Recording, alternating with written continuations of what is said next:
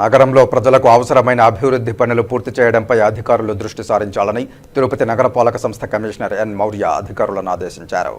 తిరుపతి నగరంలో జరుగుతున్న అభివృద్ధి పనుల పురోగతి, పన్నుల వసూళ్లు, పారిశుధ్యం, నీటి సరఫరా తదితర అంశాలపై నగరపాలక సంస్థ కార్యాలయంలో సోమవారం ఉదయం వివిధ విభాగాల అధికారులతో కమిషనర్ సమీక్షా సమావేశం నిర్వహించారు.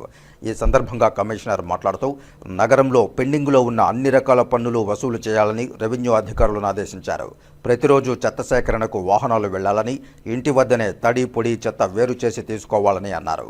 హోటళ్లు, ఎక్కువ జనసంచారం ఉన్న ప్రాంతాల్లో రాత్రి స్వీపింగ్ చేసేలా చర్యలు చేపట్టాలన్నారు. పెండింగ్లో ఉన్న ప్రకటన బోర్డుల పన్నులు వసూలు చేయాలన్నారు.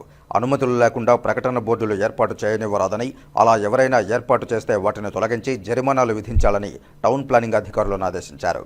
టీడీఆర్ బాండ్ల వివరాలు సిద్ధం చేయాలన్నారు. సెట్టిపల్లి భూముల వివరాలు, లబ్ధిదారుల వివరాలు సిద్ధం చేయాలని అన్నారు.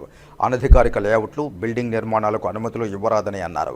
నగరంలో ఆక్రమణలు తొలగించి మున్సిపల్ భూములు ఆక్రమణకు గురికాకుండా చూడాలని అధికారులను ఆదేశించారు. అన్ని వార్డుల్లో అభివృద్ధి పనులపై దృష్టి సారించాలన్నారు.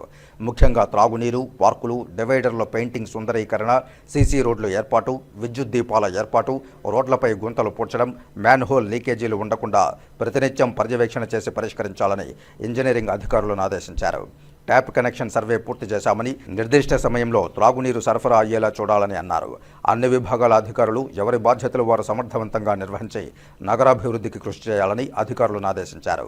ఈ సమావేశంలో అదనపు commissioner Charan Tej Reddy, superintending engineer Mohan, municipal ఇంజనీర్లు తులసి కుమార్, గోమతి, డిఈలు Raju, Mahesh, Lalitha, Venkata Prasad, Mohan, health officer Yuva Anvesh Reddy, revenue ఆఫీసర్లు సేతుమాధవ్, రవి, మేనేజర్ హాసిం, ఏసీపీలు Balaji, Ramana, veterinary officer Nagendra, sanitary సూపర్వైజర్లు చెంచయ్య, సుమతి, ఆర్ఐలు, మేస్త్రీలు తదితరులు పాల్గొన్నారు.